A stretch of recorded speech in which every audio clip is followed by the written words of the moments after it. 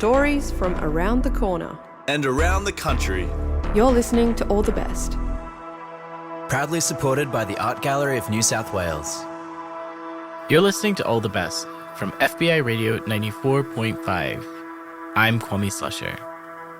For Halloween, we're entering the realm of the unexplained. But before we get into this week's stories, I want to acknowledge that I'm recording from stolen and Gadigal land and pay my respect to Gadigal elders past and present, and also recognize that the area where FBI Radio is situated, Redfern, has long been a place of storytelling, strength, resistance, and resilience for First Nations communities.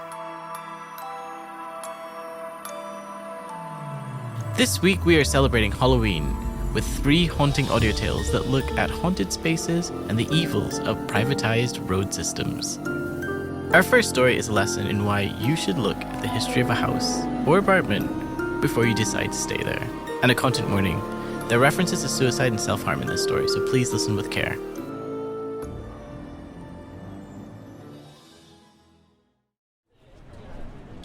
So this is it. Yeah, so this is where I lived in 2012 to 2016 on the top floor and the 5th floor. And that was where I had a ghost.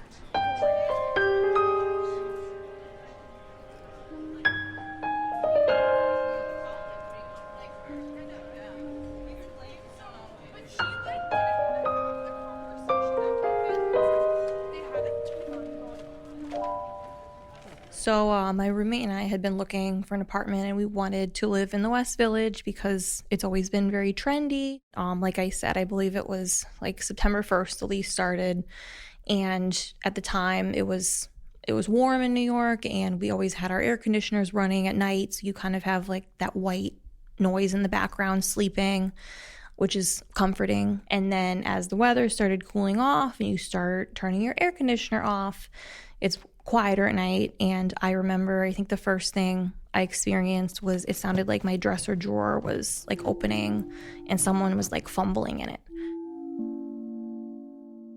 It was a very small bedroom. You know, my dresser was a few feet away from my bed. It was middle of the night, and I just remember thinking we're being crazy. But that again happened a few times before I really started to get scared. One night I was going to sleep and I felt something kind of sitting or pressing on my chest. And then after that, there was a morning and I heard a loud bang into our kitchen. There's the Crystal Head vodka, and it's shaped like a skull head, which is also creepy. And it was laying in the middle of the floor. I was just scared to go to bed a lot, and I would sleep with the lights on for a while.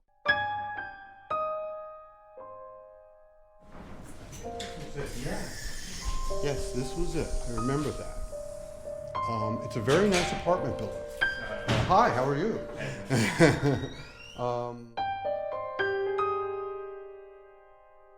My dates and stuff will probably be very, very, very fuzzy for certain things. It was a horrible day.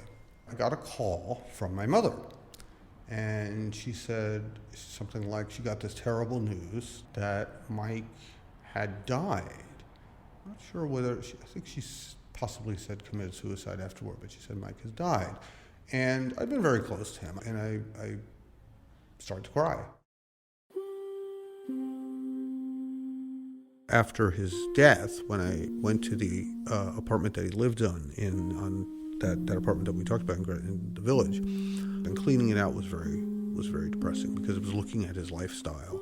There was stuff all over the place. It took a while to get it out with the garbage bags. It was small. It had like tall ceilings, I think. It looked like really one huge room. He left a very upsetting suicide note that I read. And it said something like, someone is trying to help, but it's not enough. To a certain extent, I felt like that line was directed at me because I was trying to be supportive of him. Because everything was happening very quickly, and I have heard that ghosts are more active when you're moving in and when you're moving out. So this was, within the first couple months of us living there, I remember Googling, how do I get rid of a ghost? One of the suggestions was sage, which I did try. I don't know exactly what it is, but you burn it and it's supposed to cleanse the area. It can cleanse the home of negative energy from the previous people who lived there. So at the time, I mentioned this to my boss because she had mentioned that she'd had spiritual experiences. So she actually came to my apartment and brought sage. The sage burned very bright in a corner of the hallway in the building. That meant that there was something there, like a ghost. So after she saged the apartment, I felt like things actually got worse. Then the following week was when I felt like something was sitting on my chest, like something was touching me. He was very mild-mannered, very gregarious. He liked to talk to people. He loved laughing, which he did a lot. So he had a very soft-spoken voice. It was low, and he would say stuff like, "Hi, Simon, how's it going? Just wondering if you want to hang out," and this is, something like that. Hi. It was a little bit of a soft edge to it, I think, like a softening of the letter. To me, the one thing that actually did work was I went to a Catholic church and I got holy water and I blessed the apartment. I went around pretty much every single wall, window in a small apartment. I just put my finger in the water and I put a little drop on the wall or the door. I think sometimes I would do the sign of the cross in water and I would say, "This home belongs to Jesus. You do not belong here. Go to the light." And I continue to do that, I would say, at least twice a month or so the entire time I lived there. And once I blessed the apartment, I never had anything happen again, really. I had a dream about him after he committed suicide, and I think it was, I don't remember what it was, it must have been 2001, shortly afterward, that I talked to him on the phone, and he told me, he said, "Take care of my parents for me." And I dropped the ball. I don't know whether, again, it could be just a dream. It could be just my feelings, my internal feelings manifesting themselves in images and audio in my head while I'm asleep, unconscious. I wouldn't have thought that he would be manifested as a ghost. It just seems unusual. But now I'm not surprised because I do think he misses a lot here. I think it was March 2016. And about a week after I moved out, I got a text from my mom and she goes, "Oh, I totally forgot. I meant to tell you that now that you moved out of that apartment when you were having your ghost issues, 4 years ago." She goes, "I Googled your address and I came across this guy's resume and he lists your address, including your unit, and he lived in your apartment and he was going through some issues because he was hit by a cab. And I think he just was probably dealing with some money issues. Maybe he was going to lose the apartment, it sounded like, decided to kill himself." I know that he was a professor at Columbia and that he wrote a book, I believe. He was the one who coined the word netizen, net plus citizen. We are seeing a revitalization of society. The frameworks are being redesigned from the bottom up. My initial research concerned the origins and development of the global discussion forum Usenet. Social connections. There are people online who actively contribute toward the development of the net. These people understand the value and aspects. These are people who discuss the nature and role of this new communications medium. These are the people who act as citizens of the net. In this manner, netizens are meeting other netizens from far away and close by that they might never have met without the net. Learning the internet as a child, and it is very different now, but I guess reading comments and information from other people is helpful for me. I try to comment when I find that my knowledge is helpful. I'm happy to help because somebody else has shared something that helped me. It's actually kind of a positive way to look at this situation because it was scary and stressful. But we did meet based on what he's discussing here. The internet being sort of a collection of words in the ether, a ghost is ethereal. And there is a connection that maybe Mike's spirit still is informing the world. Maybe he's still rummaging through drawers and looking for stuff, or still thinking, "Oh, is this, what is this Google here?" But I do know that after you told me that story, I really wanted to meet this ghost. I don't think I'll get the chance, though. I would tell him I miss him. I'd say, I miss you. And ask him how he's doing. Do you ever want to come back? If you come back, where are you going to be? Maybe we can hang out.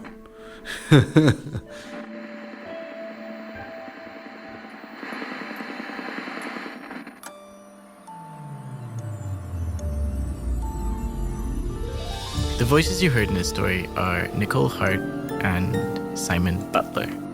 That story was produced by Yebu Ji, and the editor was Sayre Quevedo. Our second story definitely falls more in the unexplainable category.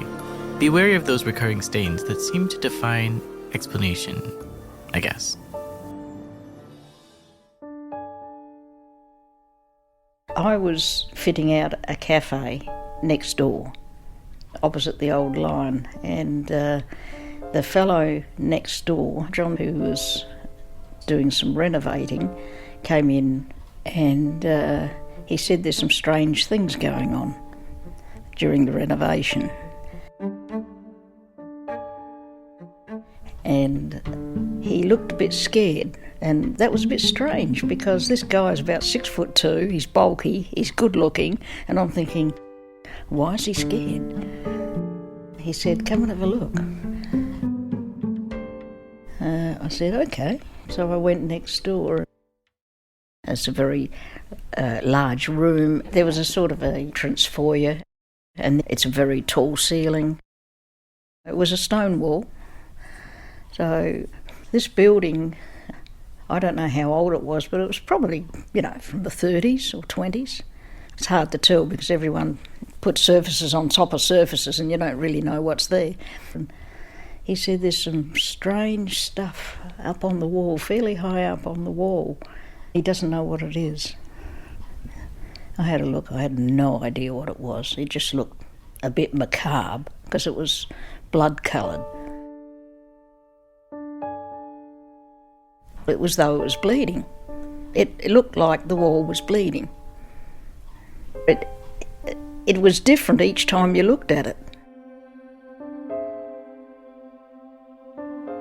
It was high up. I mean, you'd have to get on a huge ladder to get to where it was, so I don't think anyone was fiddling around with it.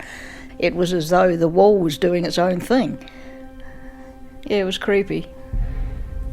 Definitely creepy. Definitely a little bit eerie. I wouldn't have wanted to be in the room at night time.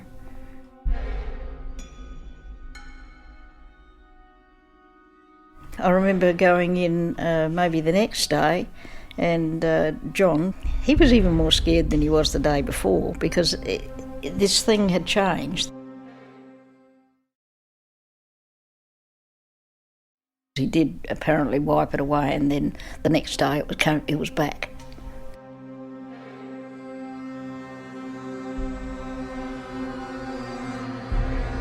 It seemed to be more intense, there seemed to be more blood, it seemed to be doing more of what it was doing.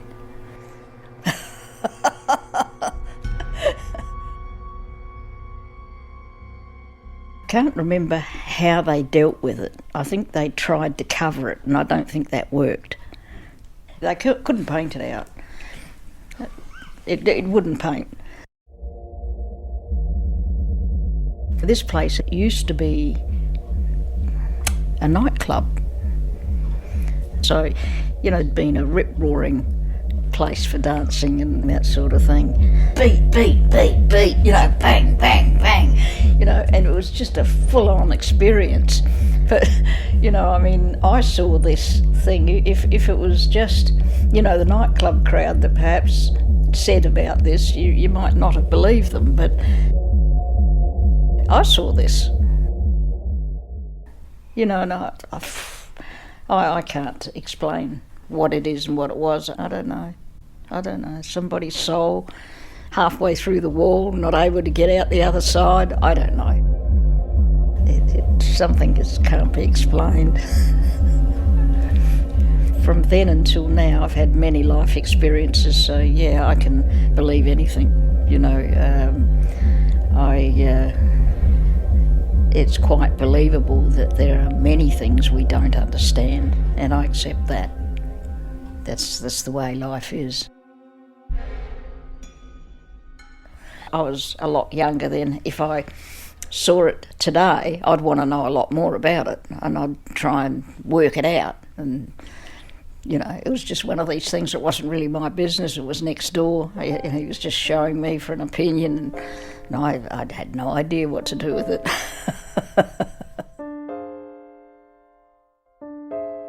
Something's happened to that building, the old building on the corner opposite the old line, where the store was.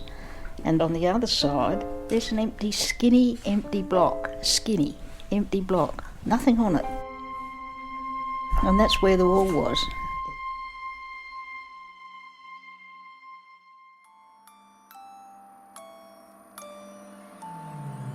You're listening to All the Best on FBI Radio 94.5, and I'm Kwame Slusher. And that story was produced by Mel Bakewell. The voice you heard was Jeanette Rosadoni, and the music was by Blue Dot Sessions. I think we can all relate to the chaos of trying to drive in Sydney. But this one takes a bit of a diabolical turn.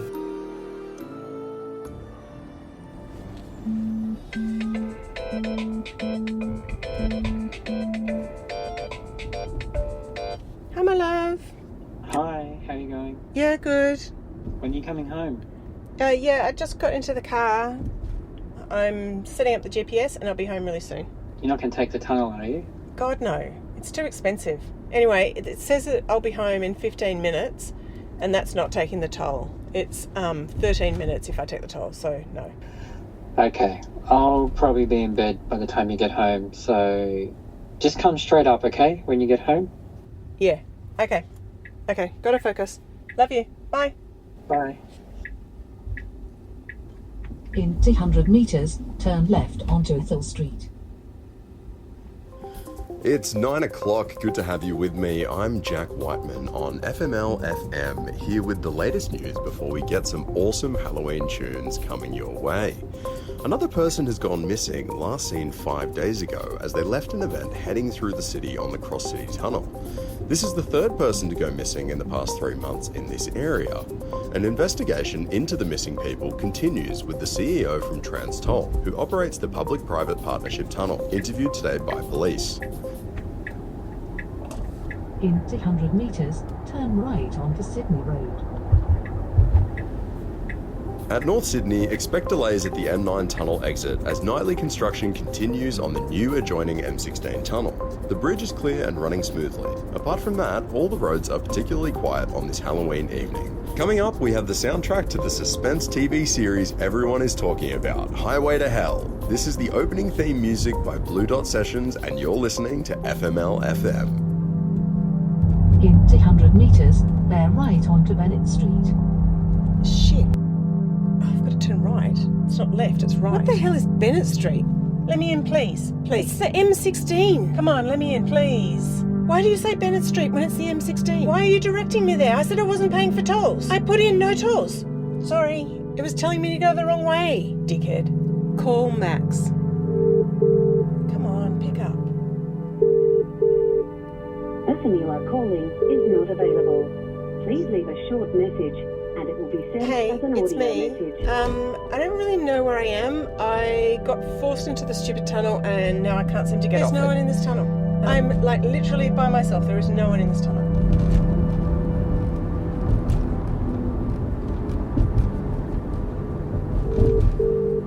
Call Max. I can't seem to get off the tunnel and it just keeps on going. And the GPS doesn't work. It keeps on going. There's no exits. It just keeps on going. And there's no signs and there's no GPS. I don't even know where I am. Okay, this is kind of freaking me out. I'm literally the only car on the road. There's no cars on the road. I don't know where all the cars are. There's no cars on the road. I don't know what the hell is going on. Something's going on. Can you call me?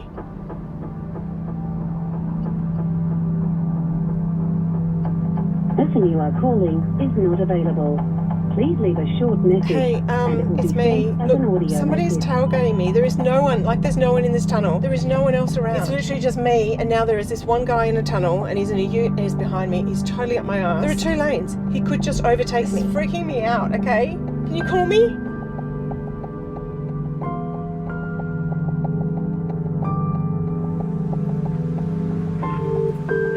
There's construction up ahead. It's just, I don't know what it is. It's just hard to see. It's just freaking me out. There's mist everywhere.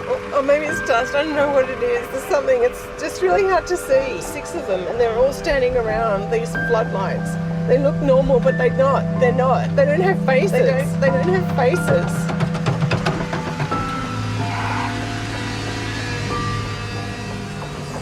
Person you are calling is not available.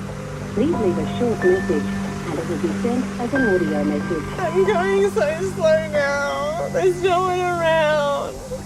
I just want to go fast. I want to be at home. I want to be at home. I want to be in bed with you. It's 9:30 on FML FM. That was the new soundtrack to the suspense TV series Highway to Hell. Cities are growing fast, and we're all about keeping cities moving. Our toll roads get people where they want to go quicker, safer, and easier. TransToll, a proudly Australian company. Now let's get to Monster Mash by Boris Pickett. Now your destination is on the right. Oh, fuck my life. $16 in tolls, and it took me twice as long to get home. There was no one on the road. Oh, fuck me.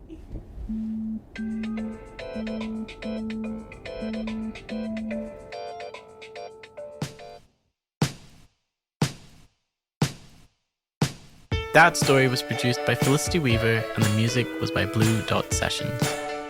And we have some exciting events coming up. There's going to be a listening party at the Westwards Western Sydney Centre for Writing on the 10th of November. A Westwards and All the Best collaboration turning written works of fiction into audio stories. We also have Extraordinary Tales Part 2 at the Green Square Library on the 14th of November in association with Read to Me. It's a collaboration of illustrators, storytellers, and sound designers. And of course, the Jesse Cox Audio Fellowship 2026 is open until the 18th of November.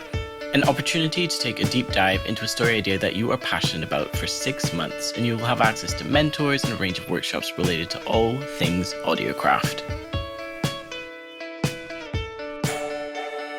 And if you love audio stories, then keep listening to All the Best for unique stories from the still living independent audio makers from Silgal, Sydney, and around the country. Catch our live broadcast as it haunts the airwaves on Sundays at 9:30am on FBI Radio 94.5. We also release a brand new episode every Tuesday at 4pm on allthebestradio.com, Spotify, and Apple Podcasts. Follow us now so you never miss an episode. All the Best is made at FBI Radio on Gadigal land, in association with Sin and 3RRR on Wurundjeri Woi Wurrung and Boon Wurrung land, and ACCC on Arrente and Warramunga lands. The All the Best executive producer is Mel Bakewell. Patrick McKenzie is our community coordinator. And a special shout out to some of our amazing volunteers, especially Ray, Sue, Lindsay, Andrew, Ash, and Emma, and Miles, who all helped to make All the Best possible. Shining Bird composed our theme music, and Annie Hamilton designed the artwork.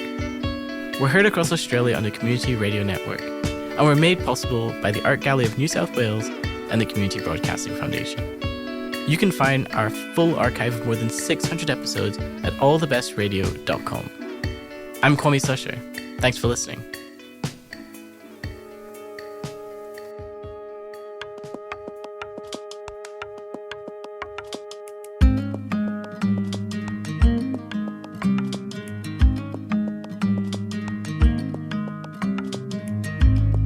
I was 13 when you left me for the first time. Told earth or abandon, those are the options.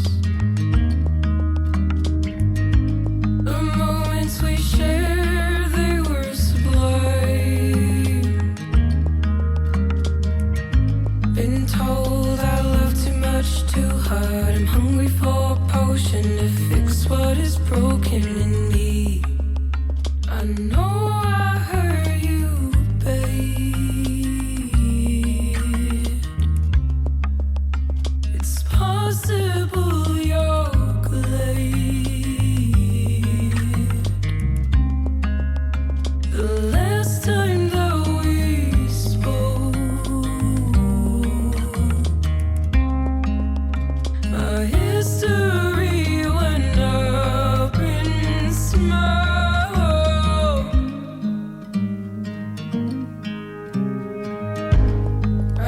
was 18 when you left me for the fourth time. Wristbands from red bills and many hills to climb. I know it's hard to love someone like me.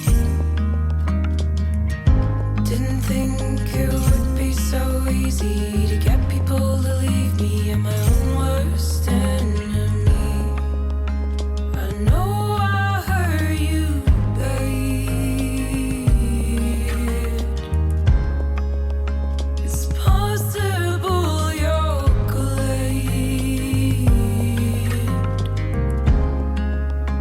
The last time that we spoke,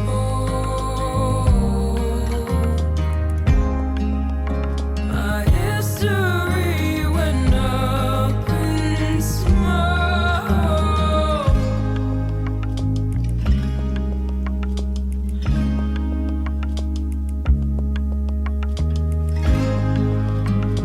How do I unlearn this? How do I unlearn this? How do I unlearn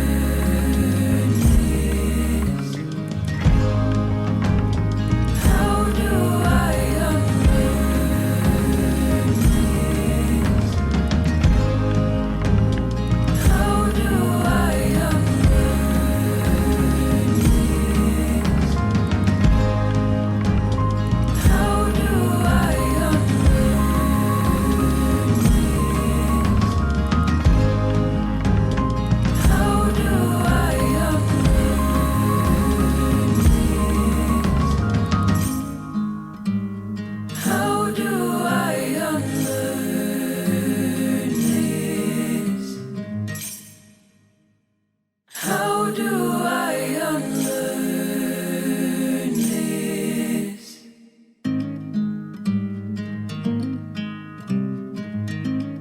I was still me when you left me for the last